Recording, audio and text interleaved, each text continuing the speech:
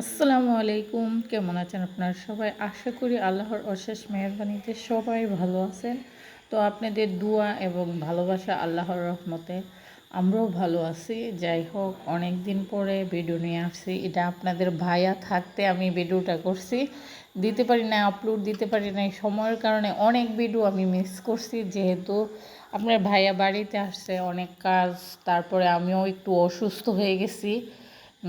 তার জন্য আর ব্লগ দিতে পারতেছি না। আমার চ্যানেলে একটু একটু শর্ট ভিডিও মন চাইলে দেই, নাইলে দেইও না, এরকম অবস্থা। তো এখানে আমি সকালে খিচুড়ি, আপনার ভাইয়া আবদার করছে খিচুড়ি রান্না করার জন্য। তো আমারও মন চাইতেছে, তো পাতলা খিচুড়ি করবো। তো সবজি খিচুড়ি, মানে আমার হাতে যেইগুলো আছে তা দিয়ে আমি খিচুড়ি রান্না করতেছি, সকালের নাস্তা। তো দেখতে থাকেন, উপভোগ করতে থাকেন কীভাবে রান্না করি। তো এই তো আমি এক হাতে ক্যামেরা ধরছি, আর এক হাতে কিন্তু সব কিছু দিতেছি উপকরণগুলা। এই তো আমি এখন বাগার বসাই দিছি।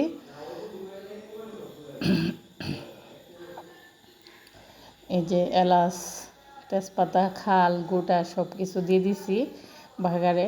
যখন পেঁয়াজটা গোল্ডেন কালার আসে, আদা রসুন বাটা দিয়ে দিছি। আর পেঁয়াজ কুচি করে দেখতেই পারছেন আমি চাউলের সাথে দিয়ে দিছি।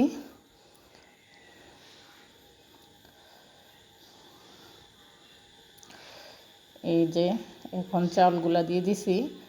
আমি অনেকক্ষণ লেগে চালটা ভাজবো। চালটা ভাজলে খিচুড়ির ঘ্রাণটা অনেক স্বাদ আসে।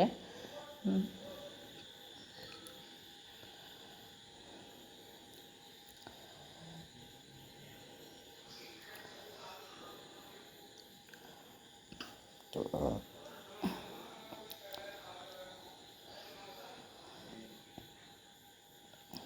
এই দেখেন ভাজতে ভাজতে লাল একটা কালার আসছে। আমি এখনও পানি দিই নাই, পানি গরমে বসাইছি, লাগছে। এই তো গরম পানি দিয়ে দিলাম। আর কালারটা অনেক সুন্দর আসছে, তাহলে খিচুড়িটাও খাইতে অনেক স্বাদ হবে। রান্নার কালার দেখলেই বোঝা যায়।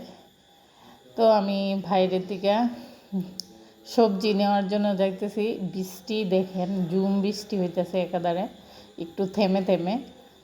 এটা কিন্তু আপনার ভাইয়া থাকতে ভিডিওটা বলছি, যাওয়ার অল্প কয়েকদিন আগে আমি হাফ রাস্তা করে রাখছিলাম, আপনার ভাইয়া আইসা ফুল রাস্তাটা করছে। আর এই বাগানগুলো আপনার ভাইয়া সব কিছু মেরামত করে দিছে।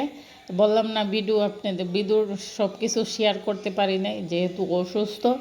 তো আর এই ভেন্ডি বাগান লাগানো হয়েছে, তারপরে মিষ্টি কুমড়া গাছ লাগানো হয়েছে, পুঁই শাক, মানে যেগুলা গাছ লাগাইছে এগুলো আপনার ভাইয়া শাক সবজি খাইয়ে যেতে পারছে।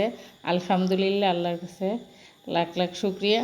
মানে আমরা ছোট্ট সংসারে বেশি লাগে না, অল্পতেই হয়ে যায়। এই যে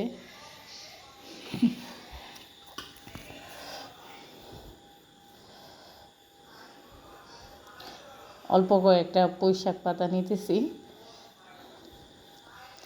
এই যে ভেন্ডি অনেক 2-3 বার পাড়া হয়ে গেছে, আলহামদুলিল্লাহ। তো এই পুঁই শাক পাতা দিয়ে দিতেছি। এখন লাস্ট পর্যায়ে ধুইয়া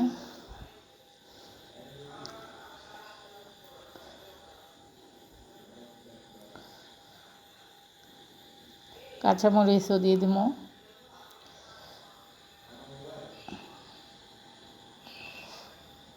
বললাম না এত পাতলাও না, এত আবার ঘনও না, এরকম একটা টাইপের থাকবে। এই কাঁচামরিচ দিয়ে দিলাম।